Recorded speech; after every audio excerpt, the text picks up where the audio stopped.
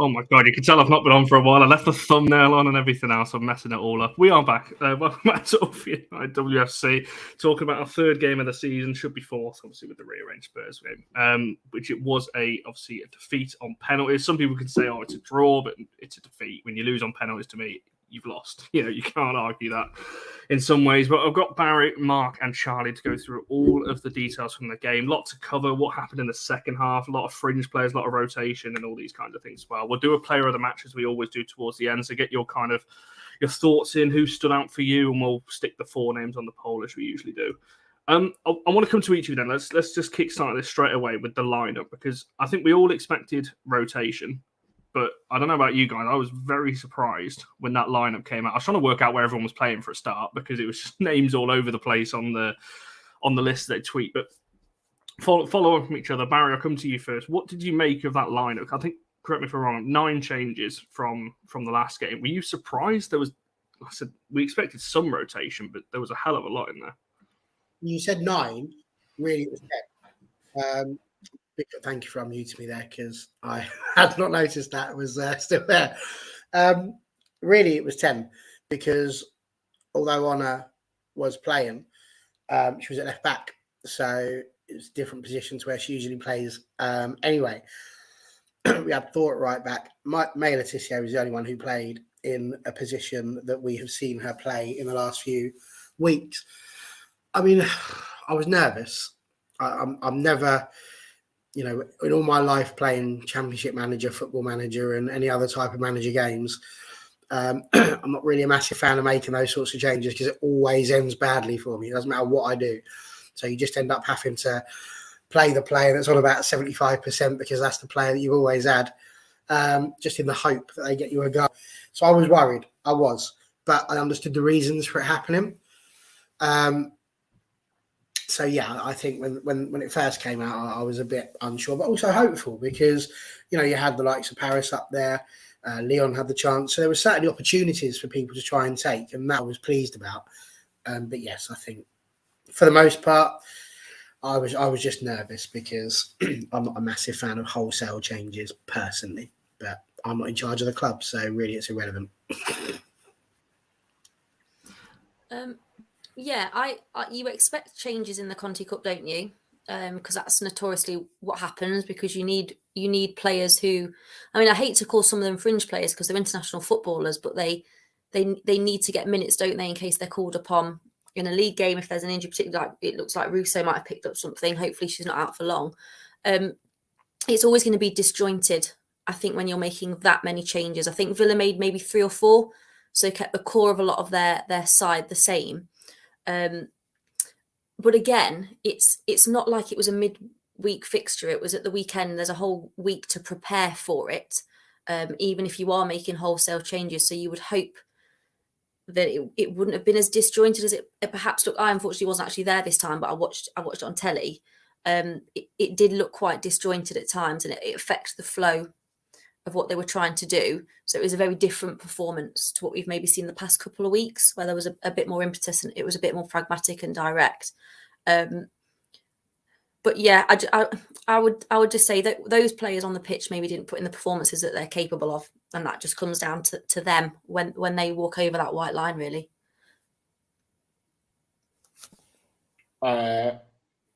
I see it from both sides. I'm going to kind of sit on the fence on this one. I think last season we were all singing out that he needs a bigger squad. He's now got the bigger squad, and he's made all these changes. And I think in hindsight, now he might not have made as many, but I think all the players he played, they needed minutes. The only issue I have, and it's a small issue, is I don't like a centre-back playing as a full-back. I don't think Thor was...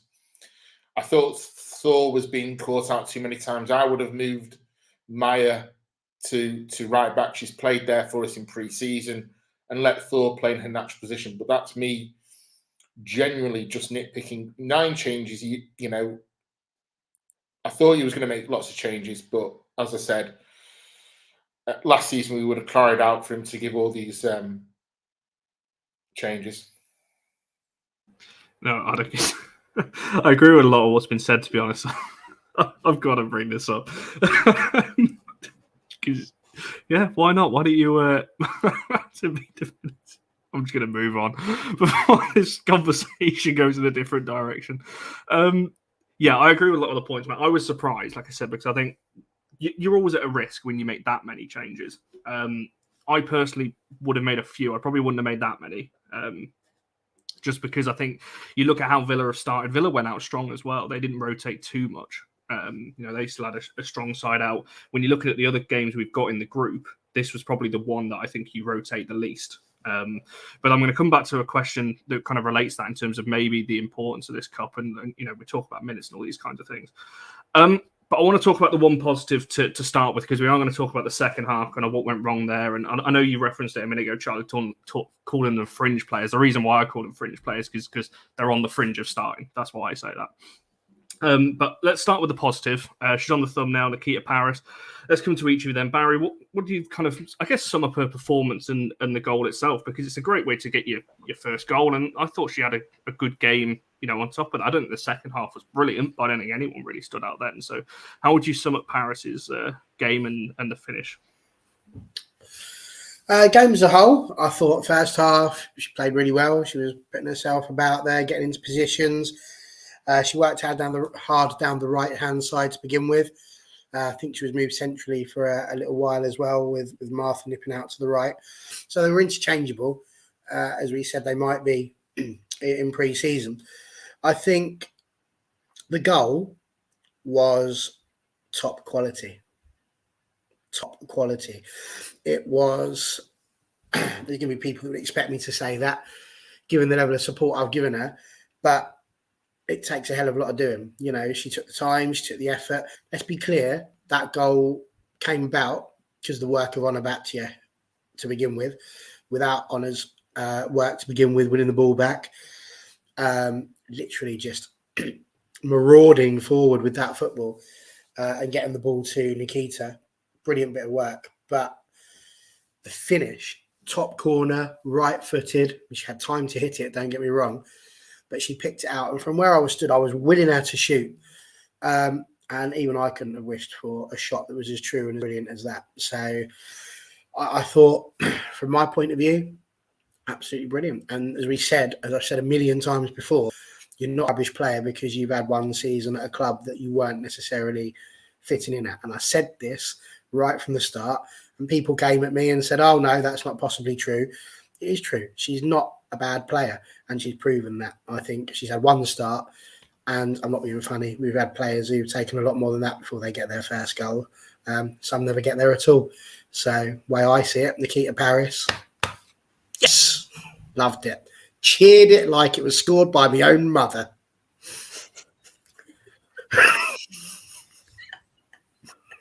Call that one, Chazza. Yeah, I can't. Impossible. I thought first half she was easily one of our better players. I loved the goal because I felt like the goal was what you'd expect from Paris, but also what you'd expect from Honor as well. So Honor winning that ball back under pressure, and then like Barry says, running 40, 50 yards with it and laying it off. And I love a shot from 20 yards where there's like no spin on the ball, where they hear it and it's just where they hit it. And there's no backspin or anything. It just goes straight direct into the corner. I thought it was brilliant. And good for her first start for the club, first goal. I think she's had a lot of backlash before she's even kicked a ball and stepped onto the pitch. So it's quite nice for her to get on and do a performance like that.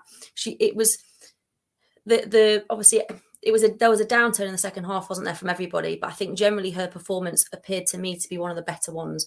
What you'd expect from her. Running at defenders, committing them. Like the goal she scored, it was because she was so direct in those sort of 5 or 10 yards that she took. The Villa defenders weren't quite sure what to do. It was a bit like the Stanway one against Spain, where they were just backing off because they didn't want to go at her because they know she's actually quite good with the ball at the feet and she could beat them. But she also got a shot on her. So we've talked about having forwards that create different problems. You saw the type of problem she can create from that goal she scored because the defenders didn't know what to do. So it was a brilliant goal. I'm really glad she got it. I wish we'd gone on to win the game, obviously, because then it maybe would have got more plaudits than it had. But obviously it's not all down to her. to drag us through a Conti Cup game against Villa.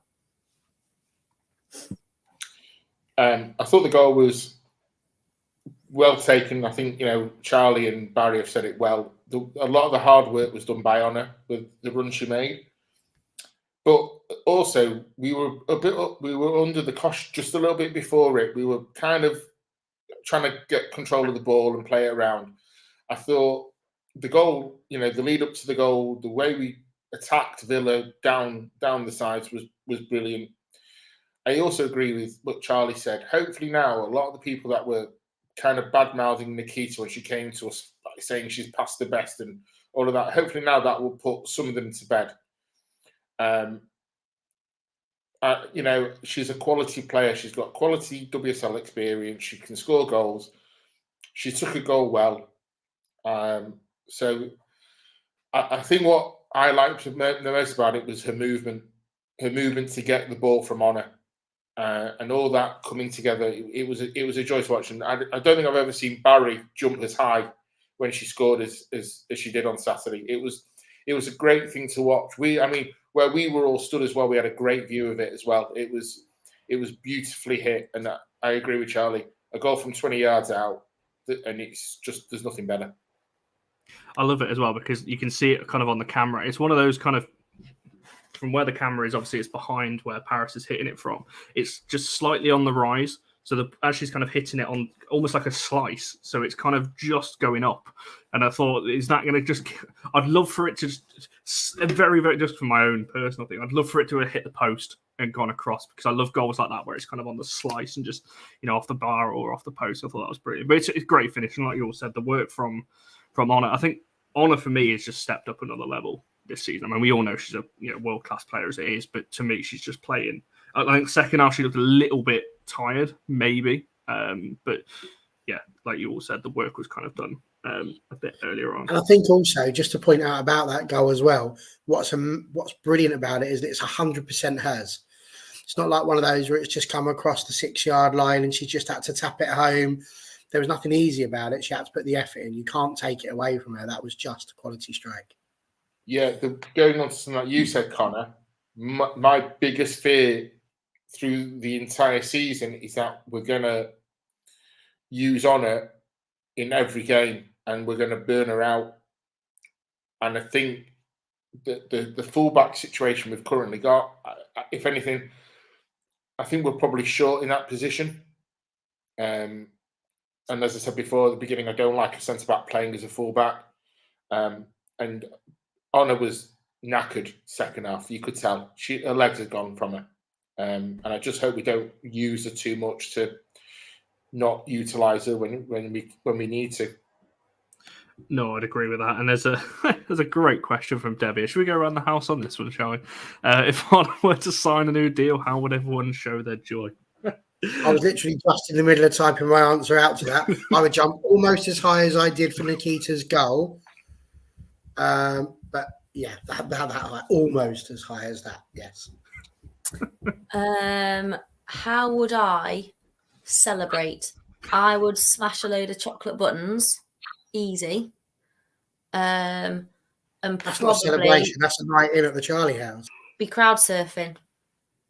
Mounting anyone for a crowd surf, not a problem. Easy.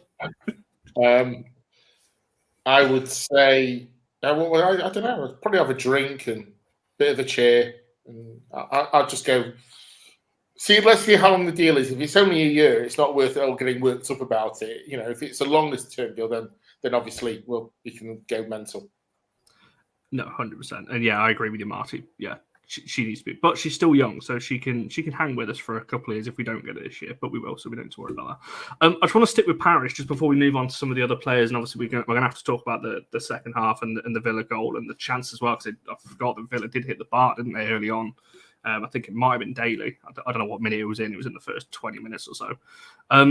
But just on a Paris point of view, I'm not actually sure. She's not been selected by the Lionesses, I think, if someone can correct me if I'm wrong. So she's not going away with the Lionesses squad either. After that performance, and obviously the goal she scored, do you think she staked... I know I'm going to ask this question from a wider point of view in a bit, but do you think she staked a claim to start the next game, or, I'll rephrase it, be more involved? Because when she's come on quite late. in the games that she has played. Do you think she's done enough in that Villa game? Who's our next game? It's Brighton, isn't it? Oh, sorry. We're going Barry first. Whichever order you want to go for. If you like, Charlie, I'll give you some thinking time. If Russo is fit, I'll probably say no, because, and that's not me downplaying the goal and the first half performance one, but I think Garcia has shown us so much in the first 2 league games that it would be unfair to all of a sudden not play her. And Galton seems to be a shoo-in for most people. I would argue that she needs more than 10 minutes, is what I would say, because she's come on for 10 minutes in 2 games where it's job done, really, and which is in some ways is a good thing, but in some ways it's difficult because there's no impetus and no requirement for them to go out there and do anything necessarily when a game is already won at a certain point when there's 5 or 10 minutes to go. So I'd argue she could come out for, she needs maybe longer than 10 minutes on the pitch in a league game, see what she can do. But as it stands, I wouldn't be taking Russo, Garcia or Galton out. I know Galton's not had the best start, but I just feel like Galton can make something out of nothing. So I would probably still start her as well. So not for anything she's done wrong, but because the ones ahead of her haven't done anything wrong, I wouldn't maybe. I was going to say, I was going to throw this to you, Barry. Same question, but also Mickey's comment. Charlie just mentioned Galton there. I don't see why she should be on the bench. I'd play her over Galton any day with Garcia on the left. I mean, that's a whole new concept. I've not seen Garcia on the left too much. And I think this is where it comes down to, boring I know, but Skinneromics. Because it sort of depends on where he wants to put people and where he wants to play them. I mean, I wonder if there's a shout if Paris could play down the middle and if she could be the person just behind Russo as well. So you've got that opportunity with that 3. Again, they're interchangeable. Whichever one you look at, you're going to be dropping somebody who's either, as Charlie says, Garcia's been superb, an excellent start to the season. Would be harsh to drop her based on that one game. Equally, Galton has worked hard. Toon's put a lot of effort in, potentially in front of those. I don't know. I don't think if we're just talking about positions we know they play, I can't see Paris displacing Garcia unless, like Mickey says, unless she goes over to the left-hand side and Keats comes in on the right. But I would 100% agree. One thing, I think it was Mark I turned around to and said this to, nobody can complain about the timings of the substitutions this time because we had one at half-time and the rest of them were about 62, 63 minutes. So, for me, if she was to come on with that amount of time, she's got a chance to stake her claim a little bit, I'm sure. But I do love her. Barring injury, I would say no. I don't think you can drop Lucia Garcia. I don't think you can drop Leslie. Leah is the question mark over all of it, but I think Leah gets in because it's Leah, and we know what she can do on any given game. So I think the answer really is a no. I don't think Nikita starts unless Mark, when he's doing his analysing of the team, he sees a weakness that Nikita can potentially exploit. But I can't see her starting for Brighton. I think as long as everyone comes back from international duty, and as someone said in the comments, the Spanish players aren't even playing. I can't see it happening.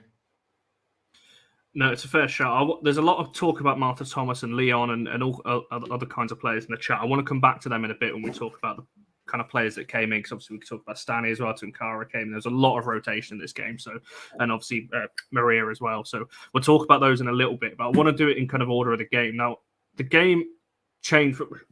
Villa had chances in the first half. I'm not going to kid and say it didn't, but the second half for me was a tough watch. Certainly from watching it on TV, I thought we couldn't keep hold of the ball. I thought the basics of football, we didn't seem to be able to get that right either. And I think, I'll get all of your thoughts on it as well, but I thought that the goal was almost inevitable at that point. I think Villa hit the post around the 50th minute, and then the follow-up had to be saved by Bangalore as well. So come to each of you on that in terms of, it's a very simple question. Well, I say simple, I don't even know the answer myself, but from your point of view, what do you think went wrong in the second half? Obviously, that there can be a whole magnitude of reasons for this, but your kind of, I guess, explanation on it. Got Mark. So- I can see you want to. Yeah. So I think at I think we got the goal against the run of play. That's my. I couldn't see us scoring in that first half. I think we completely took a goal off them. I thought half time. I thought we were going to go in at 0-0 originally. When the game started, the way Villa were coming at us, and we were losing the ball in the middle of the park. And at half time, he made what I would have done as a sensible choice. He brought on Zelly to keep control of the ball in the middle of the park. However, it didn't work for whatever reason. I mean, so the second half was poor. It was poor from our point of view. And I was stood behind Barry. And when they scored, Barry said, "Oh, we never saw that coming." It was inevitable that they were going to score. It was completely shoot on that they were going to score. It wasn't. You can't put their goal down to one bad player. I think ultimately it was a bunch of players who just all had a bad day at the same time. We lost the control of the ball in the middle of the park. We couldn't, even when we had the ball, we couldn't keep it. We just kept losing it. But as Barry said before, he made his substitutions early to try and get control back, and it just didn't work. And that's, for me, the con of making so many rotations, making so many new players coming into a game. You can't get that coherency going. I think that was basically what I was saying to Andrew and John. I likened it to FIFA. You know, when you play certain play positions in FIFA, and sometimes I don't play FIFA enough to know about this, but lines light up, don't they? They get chemistry because this player plays well in front of that one. And I said that's my biggest worry about these changes is the chemistry.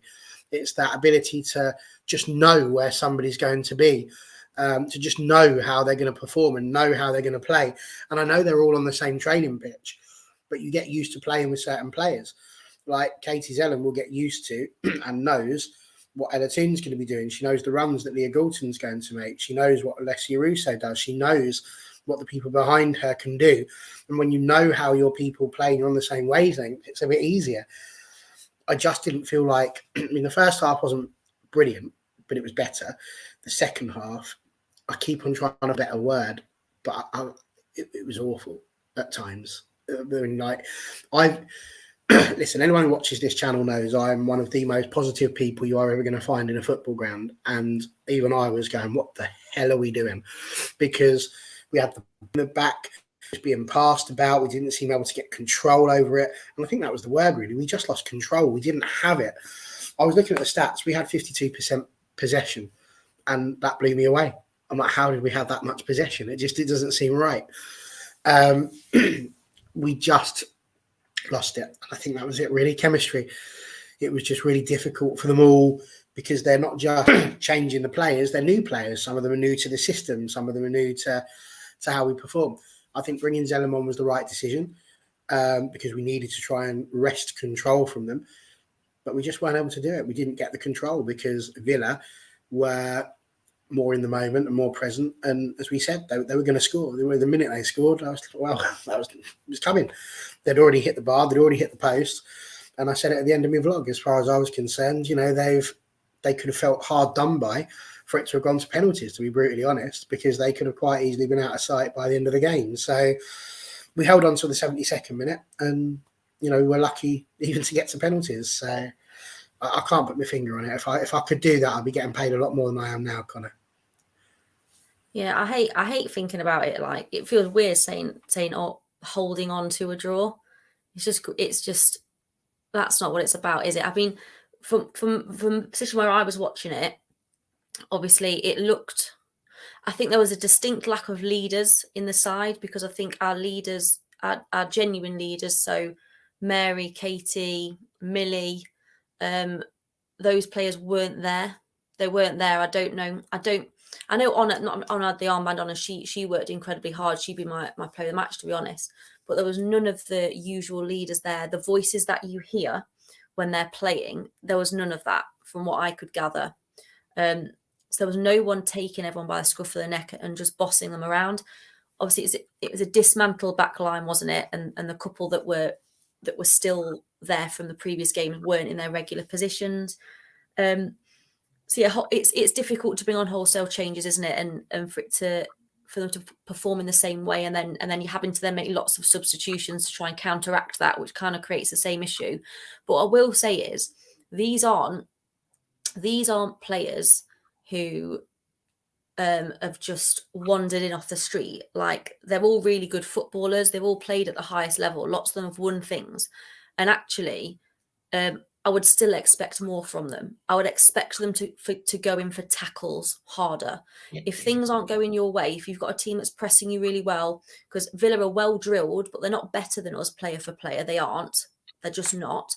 But they were playing better as a team. You have to do something else. So you have to go in for the strong tackles. You have to harry them. But we weren't doing that either. It was all just a little bit limp, wasn't it?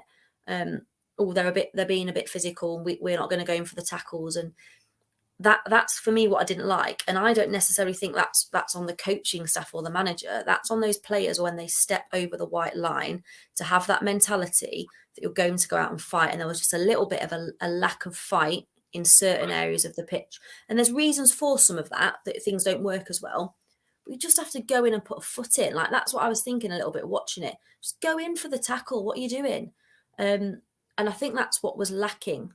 Was the leadership and the mentality just wasn't what you would expect or hope perhaps from Manchester United Football Club.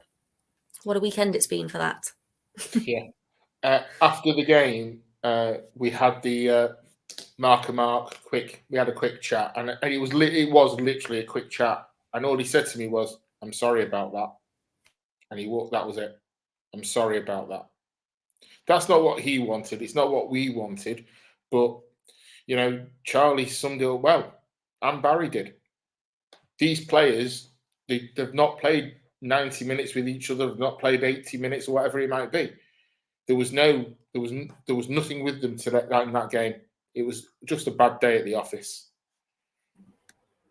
And also on top of that, what I do want to say is that, like, this will happen. Like, Chelsea had a bad day at the office against Liverpool, which no one would have expected.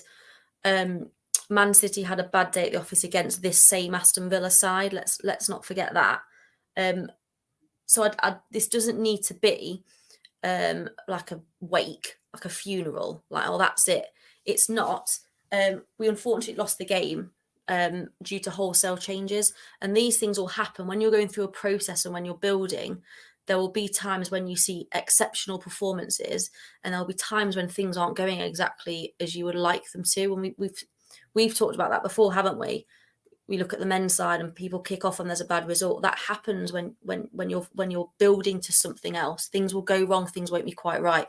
And that's what happened against Villa. But I fully expect, because you have to believe that when we play Brighton in a couple of weeks' time after another dreaded international break, that will be put right. And that will either be through personnel. Some of those players might play again. You never know what's going to happen, but it will be put right. These things will happen because that's part of football. A team that you won't expect to beat you will come in and they'll do something brilliant, and there'll be a result that you're not expecting. It doesn't then make you the worst football team. It doesn't mean you've got the worst manager. It doesn't mean you've got the worst second 11. These things just happen sometimes, and it's about looking at why it happened and trying to correct that. For if that scenario comes up again.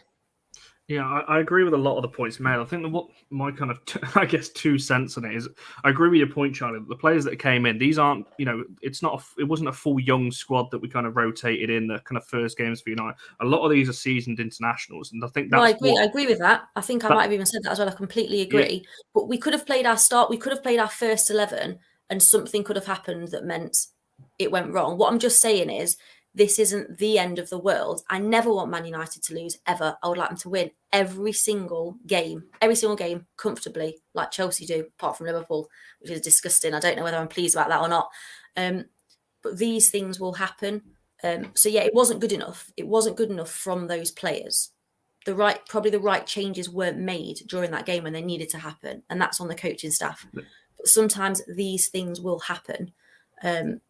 So what I'm saying, it's not the end of the world. If we act like it is, might as well not go back on the 16th. I think my point was going to be around that. I think you see what Villa did, especially in the first half, breaking play up. You know, I know we don't particularly like it. They were getting yellow cards. You know, they were stopping the attack. Every time United got on the ball, they were hacking somebody down or doing something like that.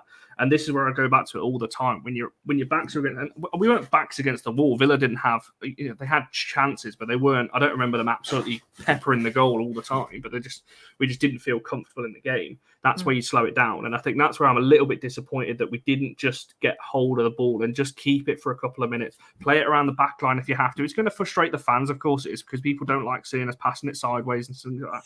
But sometimes you've got to do that in a game to get the ball and get your confidence back that, yeah, right, let's keep the ball for a little bit. Because it seemed like to me watching it that we'd get the ball and it was always, right, let's hit it over the top, which is fine if you're winning 2-3 or if that tactic's working in the game. But when it's not, you've got to have something different. You've got to get control back of the game because otherwise you're just going to go the same process over and over. And I think that's what worried me a little bit. It was just the same throughout. No matter who came on, it was the same. No matter who came on, you know, whatever time, the game just didn't change for me from minute 1 to 90 from our point of view.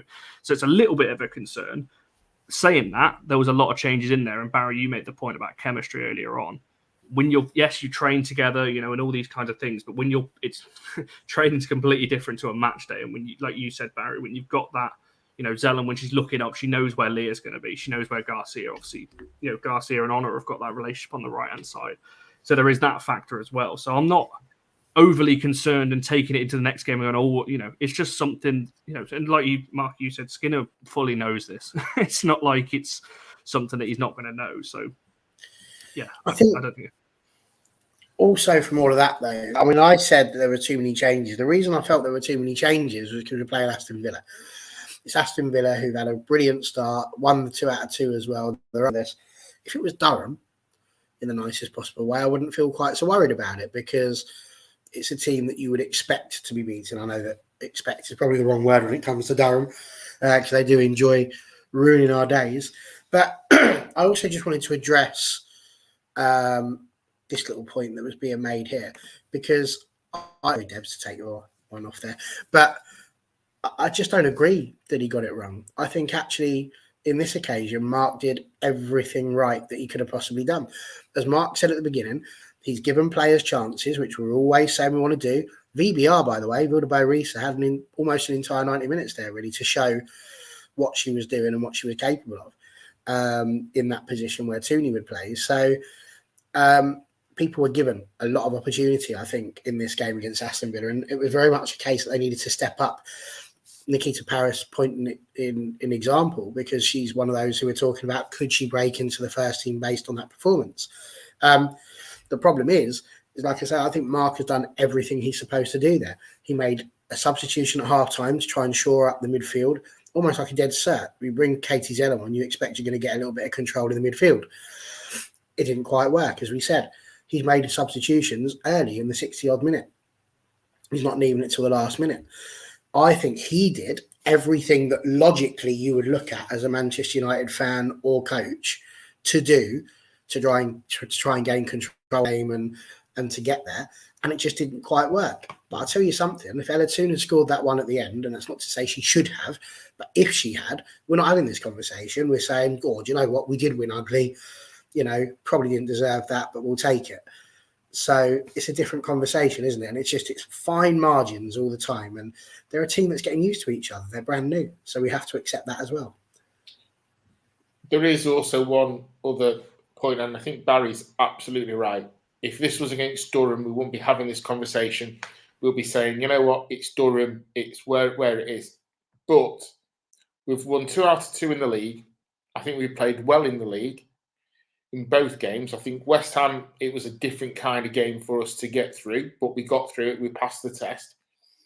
This was a test in the Conti Cup, which, you know, it might not be the priority. It might be right now just to give players on the fringe some minutes in their legs to make them, you know, to get them on the pitch.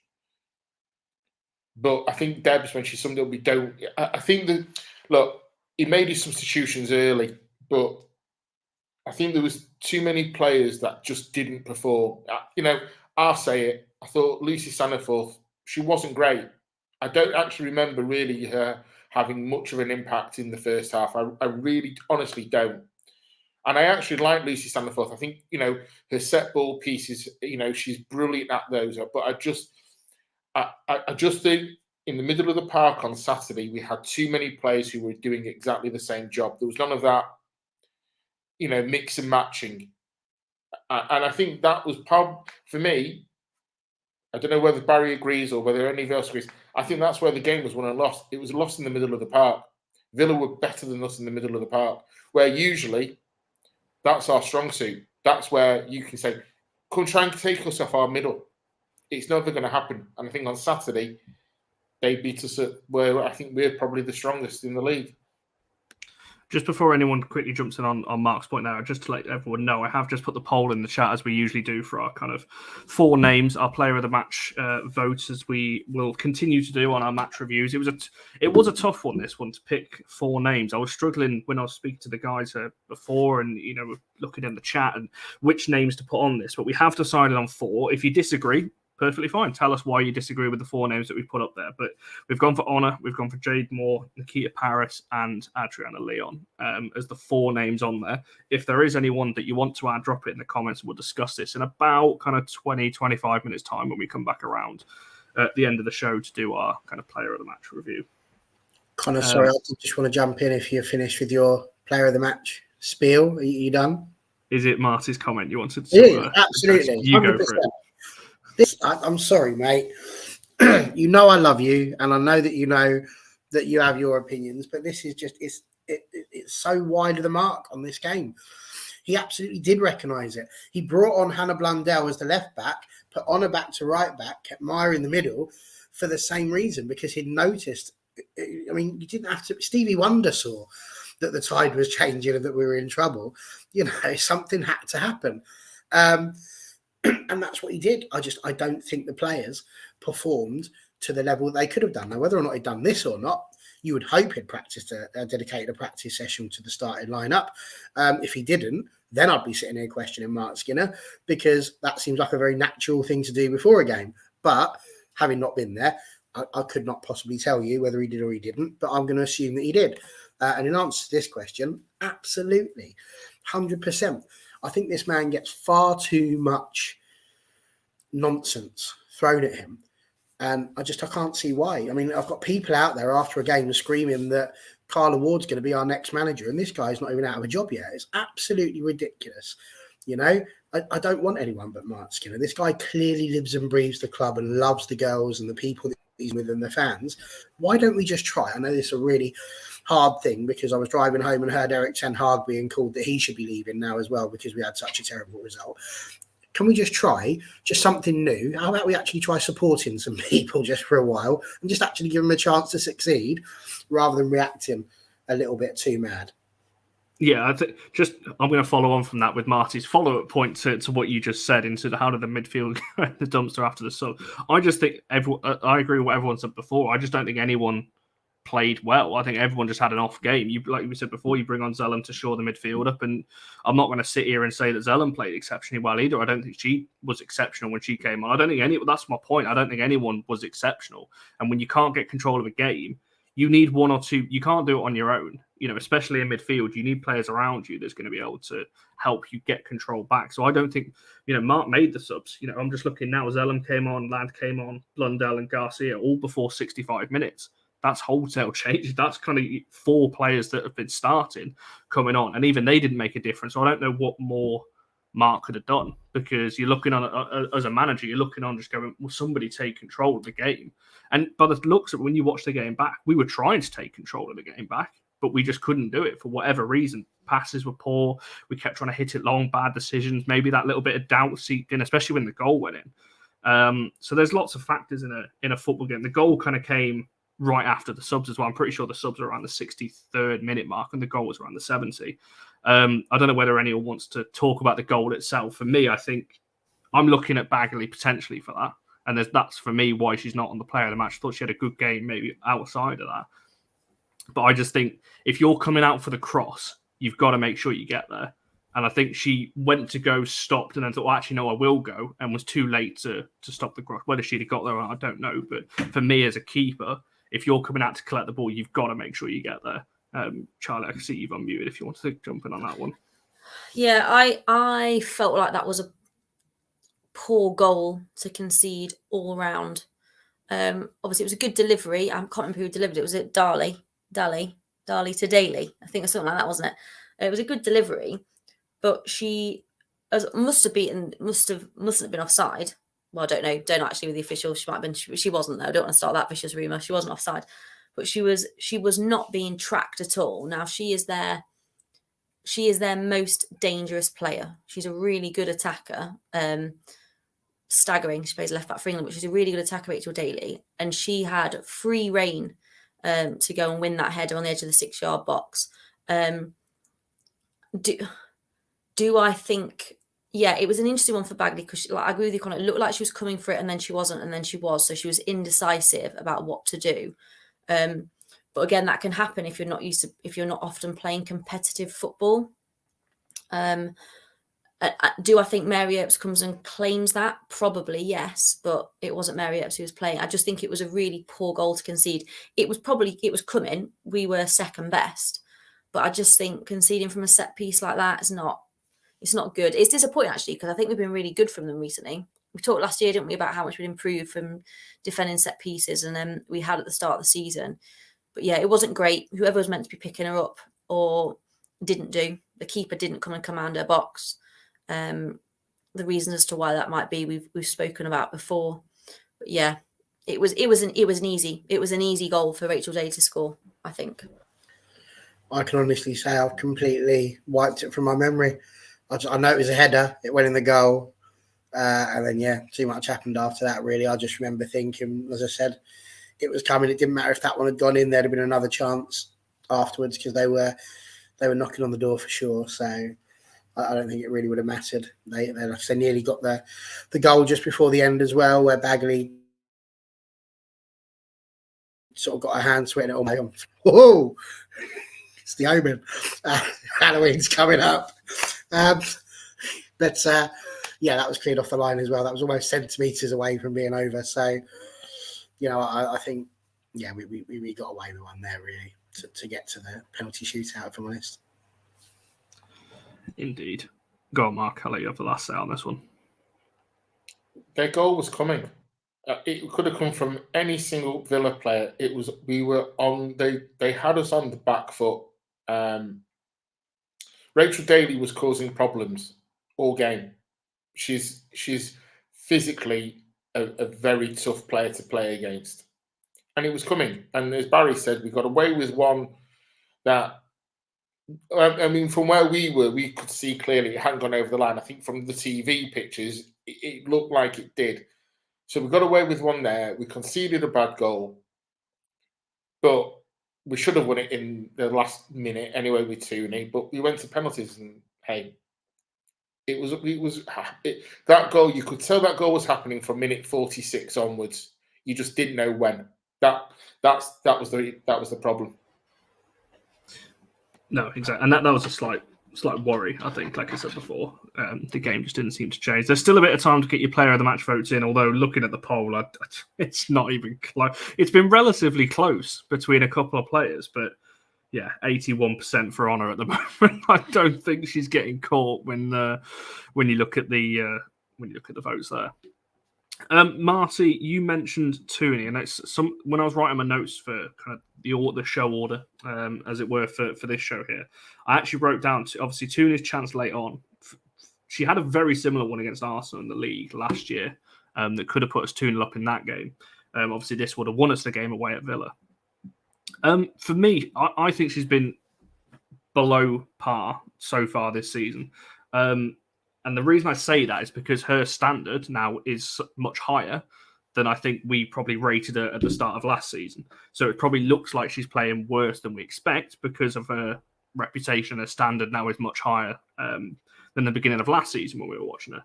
But I want to come to each of you because me personally, I don't believe I don't like this whole Euros hangover talk. I don't even think it's a thing personally. I know people use it as an excuse for a lot of it, and maybe there's part to play in that. Kind of her life has changed really. When you look at her, look at the Lioness girls, their whole lives have changed since the Euros.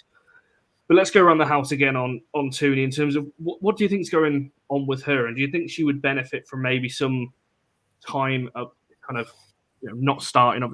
It is our next game, Brighton, isn't it, at home on the next Sunday? So, do you think she'd benefit, Barry, maybe from not starting that game? And what do you think's maybe gone wrong, or you might think she's played well in the first 3 games? I think it all depends on how she's used for the Lionesses over the course of this form as well. I think the problem is when you are a player like Tooney, who has got such a big profile now, and as you said before, she's our first centurion, she's our top goal scorer at the club. She's one of the first names that you think about. She's had a song that seems to have gone global, along with Alessia Russo. When you're a player like that, every mistake, every subpar performance, for want of a better term, is highlighted and magnified more than it would normally be. And because she's usually so influential, you saw what she did for the Lionesses. That lobbed goal was just absolutely sublime. And, all of those things give you a profile. When you think about it, I mean, I'm sorry to swear, but Erling Haaland, give it a couple of weeks with him not scoring and people will start wondering what's going on with Erling Haaland as well, because something's been lost from football, and that's called patience. It doesn't exist. It doesn't seem to happen anymore. I think on the WSL, that's really tough to have, because it's such a short season and such a short league in terms of the number of games you play. It's a lot harder, I think, to have patience in the WSL and be successful. Chelsea have already lost a game this season, and if we fire on all cylinders in every single game, then that's going to be costly for them. So I just feel like it's easy 3 games into a season to say that she's not doing great, but she's part of a team that in both the games she started, we've won, and in the one game she didn't start, we didn't. So I'm not going to get onto the Tooney out bus under any circumstances, but I'm certainly going to get on the, let's just give her a bit of time, because she's earned that, I think, and I'm sure she'll play herself into form eventually. If she plays a lot over the Lionesses, then maybe she does need to have a little rest, and maybe you could try it with a Paris or a Lyon through the middle. I don't know. Maybe you could do that, but yeah, I'm not overly worried yet. Yeah, I don't. Yeah, I agree with. There's a couple of differences there, but I agree with most of what Barry said. I think. I don't think it's England burnout. By the way, I agree with Mickey there. I don't think she's played enough. I think what's got to recognise is the difference playing for England. So when you play for England, you're literally surrounded by the best players from that country. You're just playing with literally who people perceive as being the best players. And when you come back to club, whichever club it is, you have to adapt to that. So there'll be more expected of her from Man United than there is when she goes to England, where she's surrounded by the best players all the time. And yeah, I think she has underperformed based on the standards that what we would expect from her and the type of influence we would want. The bigger worry for me has been just her body language has been a little bit negative. And I don't she's always been competitive. There's a difference between being competitive and being negative. Her body language has seemed a little bit negative to me, a little bit of sort of arms flailing around and reacting poorly to things, maybe not going her way on the football pitch, but differently to just when you're competitive and you want things to go better. But I wouldn't. It sounds like an oxymoron. I wouldn't drop her because she could get her form back in a moment, and she still terrifies opposition. She's not our best player, but she is one of our best players. Yeah, what Marty said there, that it's going to be a distraction, but then you don't know, it's hearsay. Has all this extra interest and the media interest and endorsements. What sort of distraction is that causing? You don't know really. But I think in the WSL there's enough other players pulling their weight that I think we just, like Barry says, we give her time and we be patient, because she has been a star for this club since day one, and I think she's earned longer than 2 games to turn her form around. I agree with that. So I'm not panicking. I honestly think on any given day, and people can disagree, and everyone's entitled to opinion. I think Tooney's our best player by a country mile. By a country mile. I don't think there's many players on the pitch who can do what she can do. Do I think it's England burnout? No, I really don't. What I do put it down to is that she didn't have a lot of time off after the Euros. She's come back from the Euros literally within 2 weeks. She's not really taken a full part in pre-season. And I think that's for me is why she's not got up to the level of heights. We can all, we all love football. It's one of the things we all love. But taking part in a full pre-season is important for these players. And I think she's missed pre-season. So I put it down to coming back late into training pre-season, not having a full pre-season with the team, and just those things. She'll get her form in. There's no question about that. We'll just have to be a bit patient with all the England players, in my opinion. Yeah, I tend to agree with all the points there. Like, I agree. I definitely don't think it's anything to do with an England fallout. And, a lot of people said that about, on the men's side after Euros. I don't buy into that, especially if you've not played half the amount of minutes as other players that are performing this season, as well as somebody mentioned about Honor earlier. I don't think it's anything to do with that. Right then, I'll come back to. I said we would come back to it. We're going to do. I've got 2 more questions. I'm going to look at player of the match before we wrap this one up. Come to each of you then. Shall I? Right, I'll ask you for one name, I guess, each. You can make it different to the other person if you really want to. But anyone who stood out or staked a claim that you thought, obviously, we mentioned Paris earlier. I'm trying to think who came in. So Stanley came in, Thomas, Tunkara, Torres Dossier, Bagley. Who else came in midfield? Jake Moore came in, Paris and Leon are the ones that kind of came in. As you describe, as I said, on the fringe of starting. Who is the one, if you can pick one out of those that staked a claim? If you're the manager and there's an injury, let's say, before Brighton, obviously on that, we hope that Russo's not, hope that's not a bad injury and that she recovers soon on that one. But let's say there is an injury leading up to the Brighton game and there's a gap there. Which player do you think staked a claim the most to fit in? I'm going to say, actually, you can't say Paris. Why would you do that just before I'm about to speak? Because she was the best player. And we've already discussed that. She was the best player on the pitch out of the newbies. And we don't think that she can start over Garcia.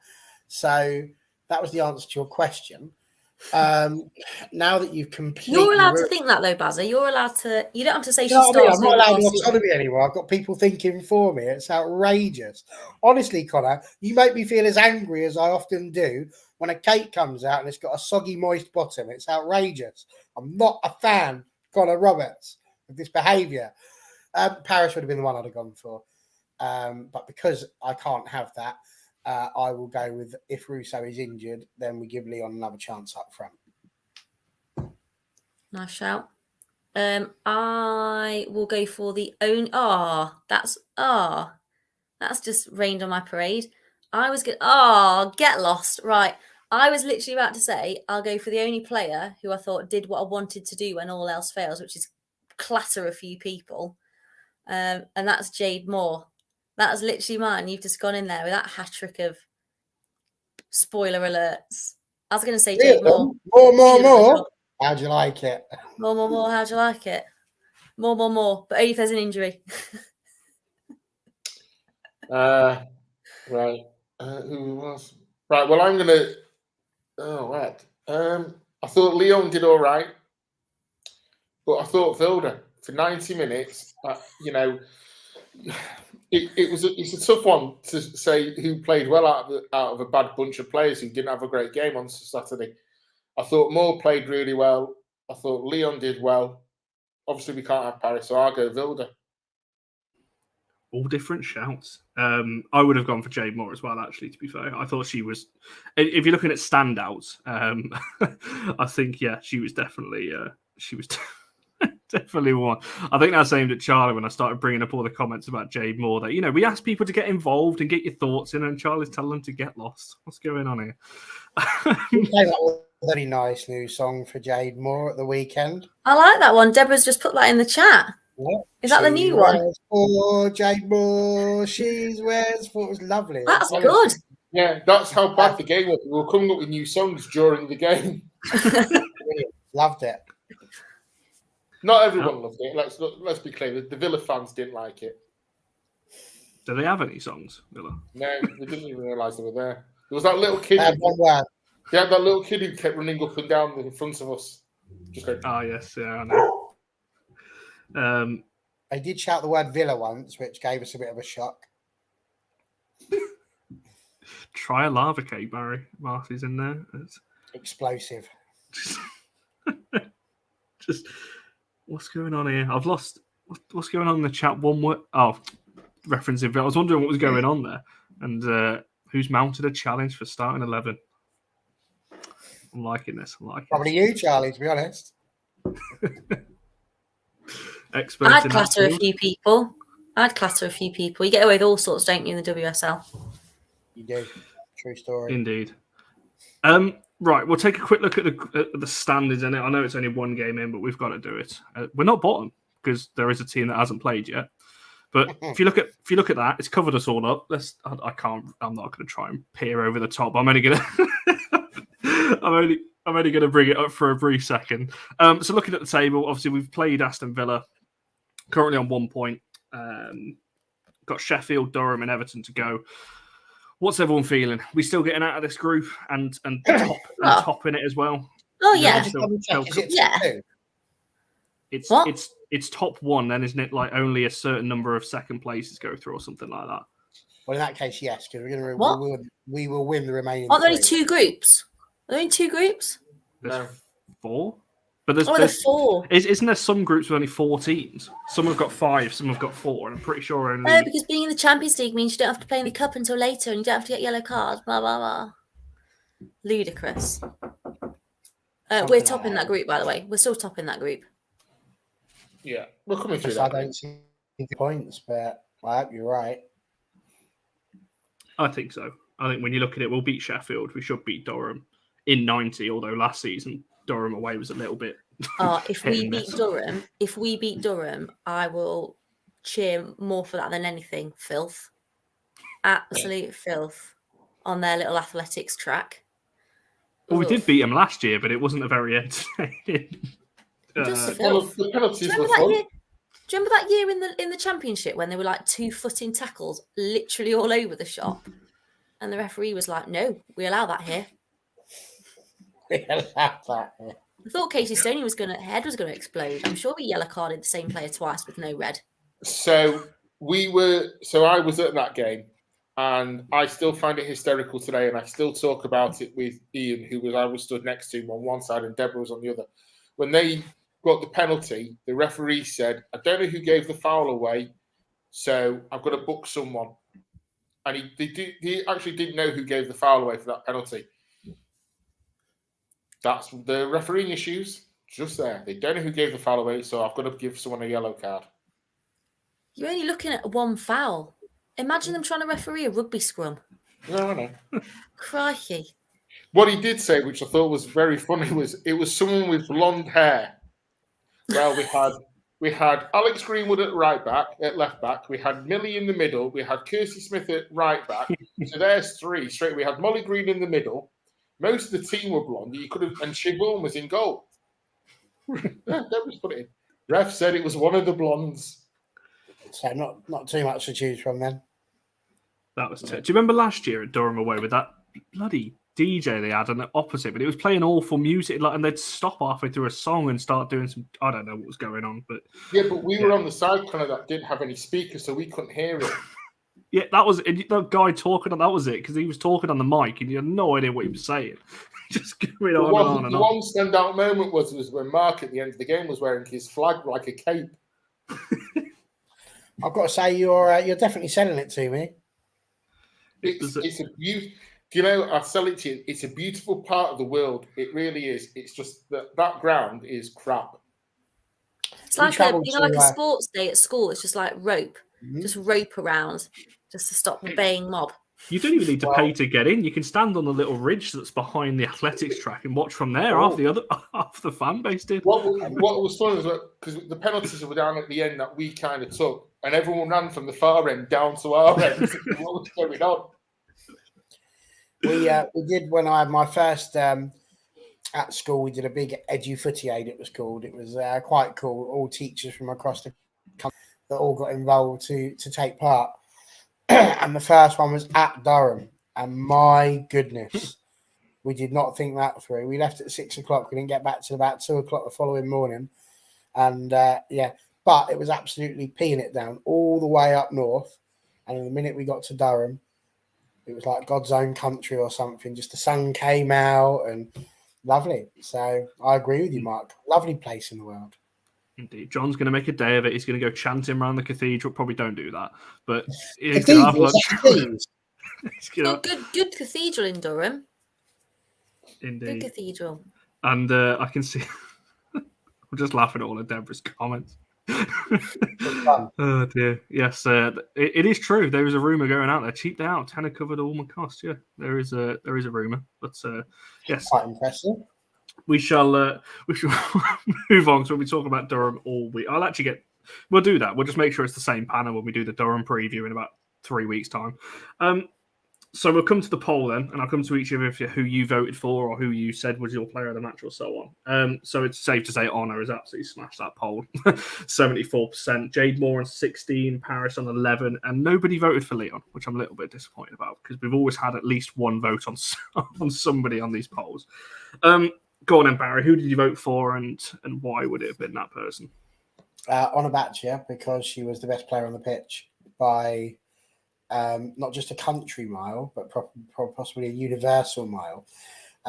She was the captain, and she gave a captain's performance. You know, she was marauding forward, she was battling for the ball. She, to me, was the epitome of what a Manchester United player should be, and for that reason, she was the worthy recipient of Barry's Man of the Match award for women, also known as the Women of the Match award. Or player of the Or match. player, which would have been easier, but I dug myself into a corner, Charlie, and as all good animals do, just carry on digging. I voted for the Badger, obviously. I also heard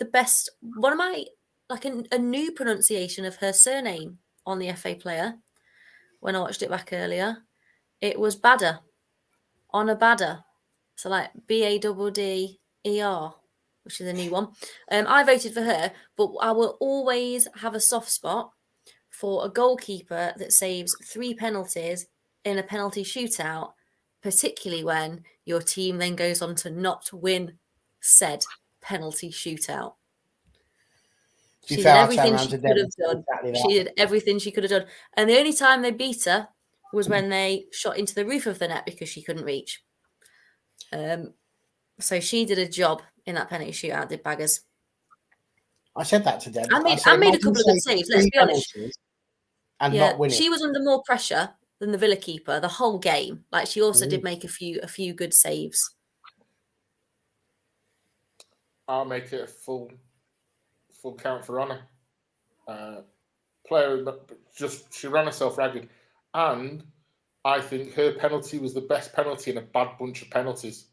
She was the only one who tried something different. She went high. All the others were low or straight at the keeper. Honor went high. It gave the keeper had to make a great save to try and get that one. So Honor for me. She's I know I said Tooney's our best player, and I truly believe Tooney is, but I think Honor is right on her heels at that point, at this point right now. Yeah, I'd agree with that, but I'd flip the names around. I think Honor's the best, but it's opinion based. But I think it's got to be Honor. But I kind of wanted to go for Jade Moore. If Jade Moore had played the full game, I probably might have been swayed a little bit. But I think the fact she came off at 60 probably swayed me towards Honor. But yeah, I don't think there was loads of standouts. I mean, the penalties, as everyone said throughout the whole evening on this year, the penalties were poor. The only good penalty, as you said, Mark, was Honor's one. One of the Villa penalties was fantastic as well, right into the roof of the net.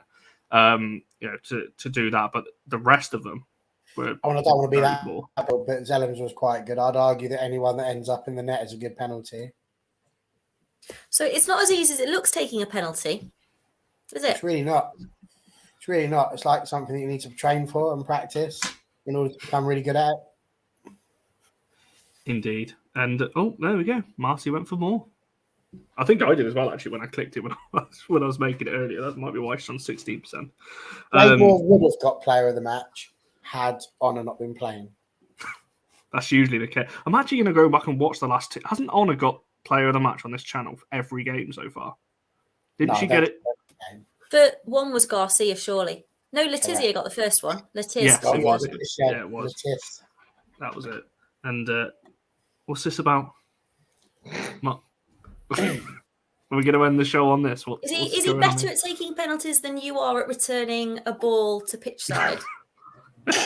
When it's I swear to God, if I had a ball right now, I'd be getting it at someone's face. Charlie's gone two-footed into Deborah H right there. That might well be a red card offence. So, waiting for a VAR check. So, I once took a penalty at Old Trafford at half-time and I missed by a mile. Oh, no. Your big moment.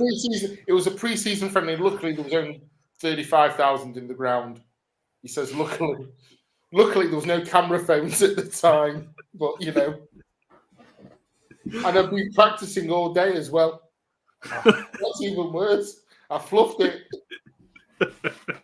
It's horrific, isn't it? It's the pressure. Yeah, but Fred Red was in goal. That's even worse.